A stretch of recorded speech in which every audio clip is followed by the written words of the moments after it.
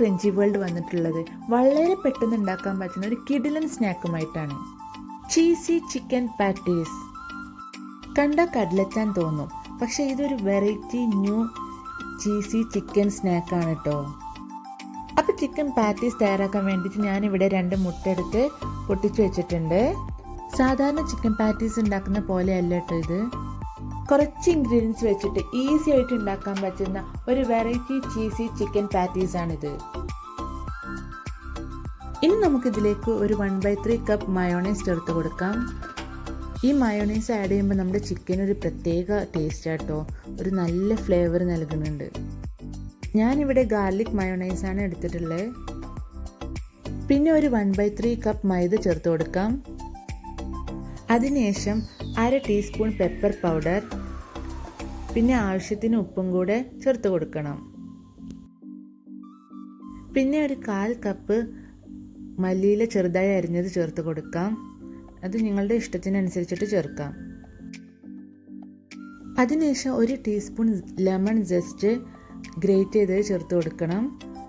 ഈ lemon just നമ്മുടെ chicken നല്ലൊരു ഫ്ലേവർ നൽകും. അതുകൊണ്ട് തന്നെ എല്ലാവരും ഇത് സ്കിപ്പ് ചെയ്യാതെ ചേർക്കുക. ലെമൺ ജസ്റ്റ് അല്ലേ എന്ന് വിചാരിച്ച് ചേർക്കാതിരിക്കണ്ട.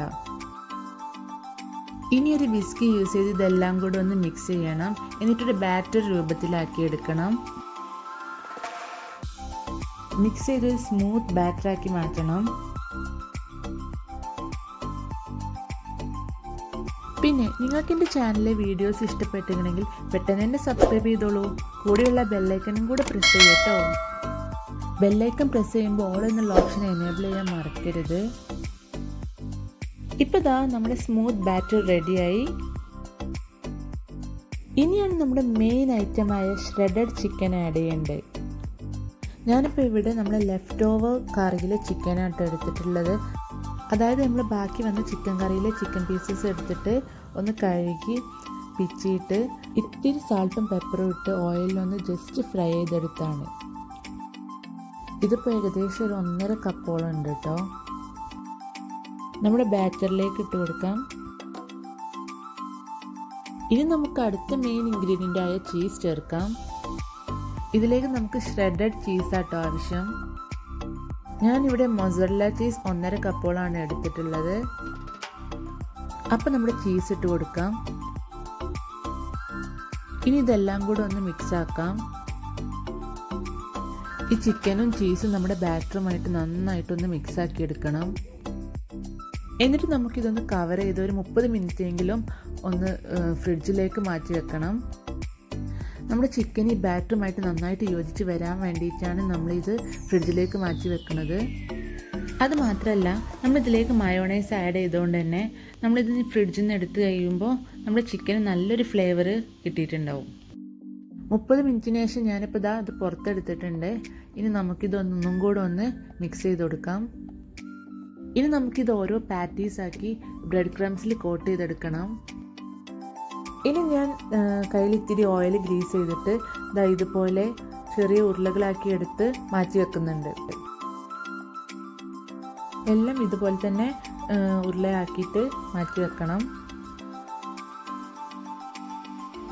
ഇനി ഇതെല്ലാം കൂടെ ഒന്ന് ബ്രെഡ് ക്രംസിൽ കോട്ട് ചെയ്തെടുക്കാം. ഇത് ബ്രെഡ് ക്രംസിൽ കോട്ട് ചെയ്തെടുക്കുന്ന സമയത്താട്ടോ നമ്മൾ ഷേപ്പാക്കി എടുക്കുന്നത്. നിങ്ങൾക്ക് ഇഷ്ടമുള്ള ഷേപ്പാക്കി എടുക്കാം. ഞാനിപ്പോൾ ഇവിടെ കട്ലറ്റിൻ്റെ ഷേപ്പാക്കി എടുത്തിട്ടുണ്ട് എന്നുള്ളൂ.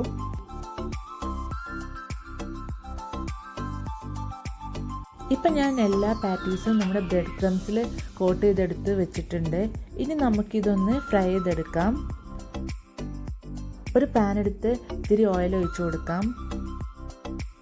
ഓയിൽ ചൂടായതിനു ശേഷം നമുക്ക് ഓരോ പാറ്റീസ് വീതം ഇട്ട് കൊടുക്കാം. ഇവിടെ നമ്മൾ ഷാലോ ഫ്രൈ ആട്ടോ ചെയ്യുന്നത്, ഡീപ്പ് ഫ്രൈ ചെയ്യണില്ല. ഒരു മീഡിയം ടു ലോ ഫ്ലെയിമിലിട്ട് വേണം ഫ്രൈ ചെയ്തെടുക്കാൻ. ബ്രെഡ് ക്രംസ് ആയതുകൊണ്ട് തന്നെ അറിയാമല്ലോ, പെട്ടെന്ന് കരിഞ്ഞ് പോവും. പിന്നെ നമ്മൾ ഉള്ളിലെ ചീസ് മെൽറ്റ് ആവണമല്ലോ. മറിച്ചും തിരിച്ചൊക്കെ ഇട്ട് കൊടുത്ത് നമ്മളിതാ ഫ്രൈ ചെയ്തെടുത്തിട്ടുണ്ട്. ഇപ്പം നമ്മുടെ എല്ലാ പാറ്റീസും നമ്മളിതാ ഇതുപോലെ തന്നെ ഫ്രൈ ചെയ്തെടുത്തിട്ടുണ്ട്. അപ്പം നമ്മുടെ ചീസി ചിക്കൻ പാറ്റീസ് റെഡിയായി. നല്ല ടേസ്റ്റി കിടിലൻ സ്നാക്കാട്ടോ. അപ്പോൾ ഒന്ന് ട്രൈ ചെയ്ത് നോക്കിക്കോളൂ. എന്തായാലും നിങ്ങൾക്ക് ഇഷ്ടമാവും. കുറച്ച് ഇൻഗ്രീഡിയൻസ് വെച്ചിട്ട് വളരെ സിമ്പിളായിട്ട് ഉണ്ടാക്കാൻ പറ്റുന്ന ഒരു വെറൈറ്റി ചിക്കൻ പാറ്റീസാണിത്. നിങ്ങളുടെ ഫീഡ്ബാക്സും സജഷൻസൊക്കെ കമൻസിലൂടെ അറിയിക്കുക. പിന്നെ എൻ്റെ ചാനൽ ഇഷ്ടപ്പെട്ടെങ്കിൽ ലൈക്കും ഷെയറും സബ്സ്ക്രൈബും ഒന്നും ചെയ്യാൻ മറക്കരുത്. അപ്പോൾ ഇൻഷാ അല്ലാഹ് നമുക്ക് അടുത്ത വീഡിയോയിൽ കാണാം. ബൈ.